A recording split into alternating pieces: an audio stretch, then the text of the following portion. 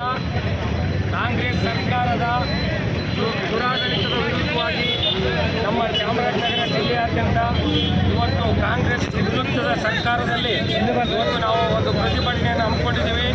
ಇವತ್ತು ಕಾಂಗ್ರೆಸ್ ಸರ್ಕಾರ ತನ್ನ ಹಿಡಿತದಲ್ಲಿ ಕಾನೂನುಗಳನ್ನು ಇಟ್ಕೊಂಡು ಇವತ್ತು ದುರುಪಯೋಗ ಪಡಿಸ್ಕೊಳ್ತಾರೆ ಅಂತ ಇಡೀ ರಾಜ್ಯದ ಜನತೆ ನೋಡ್ತಾ ಇದೆ.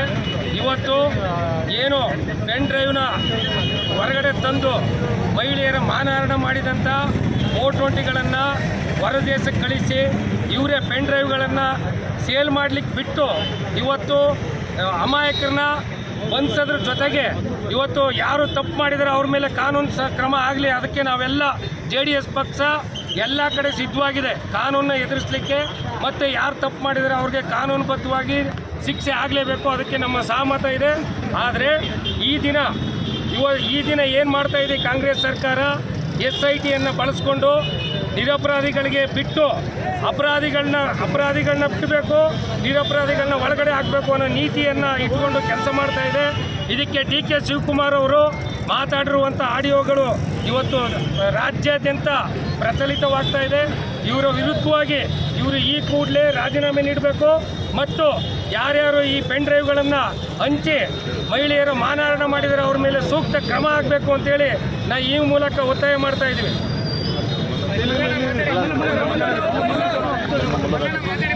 ಏನಂತಂದರೆ ಪ್ರಜ್ವಲ್ ರೇವಣ್ಣ ತಪ್ಪು ಮಾಡಿದರೆ ಅವ್ರಿಗೆ ಗಲ್ಲು ಶಿಕ್ಷೆ ಆಗಬೇಕು, ಅದು ತನಿಖೆ ಆಗಿದೆ.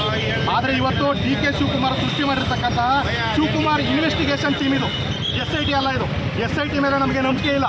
ಅದರಿಂದ ಶಿವಕುಮಾರ್ ಇನ್ವೆಸ್ಟಿಗೇಷನ್ ಟೀಮನ್ನು ವಜಾಗೊಳಿಸಿ ಅದನ್ನು CBIಗೆ ವಹಿಸ್ತಕ್ಕಂಥ ಕೆಲಸವನ್ನು ಇವತ್ತು ರಾಜ್ಯ ಸರ್ಕಾರ ಮಾಡಬೇಕು. ಇವತ್ತು DK ಶಿವಕುಮಾರ್ ಅವರು ಅಧಿಕಾರದ ಆಸೆಗೋಸ್ಕರ ಅವ್ರಿಗೆ ಎಷ್ಟೊತ್ತು ನನಗೆ ಅಧಿಕಾರ ಸಿಕ್ಬಿಟ್ಟದ, ನಾ ಎಷ್ಟೊತ್ತಿನ ಮುಖ್ಯಮಂತ್ರಿ ಆದನ ಅಂತಕ್ಕಂಥ ದುರಾಸೆ ಬಿದ್ದು ಯಾರ್ಯಾರು ಲೀಡರ್ಗಳಿದ್ದಾರೆ ಎಲ್ಲರೂ ತುಳಿತಕ್ಕಂಥ ನೀಚ ಕೆಲಸಕ್ಕೆ DK ಶಿವಕುಮಾರ್ ಅವರು ಇವತ್ತು ಇಳಿದಿದ್ದಾರೆ.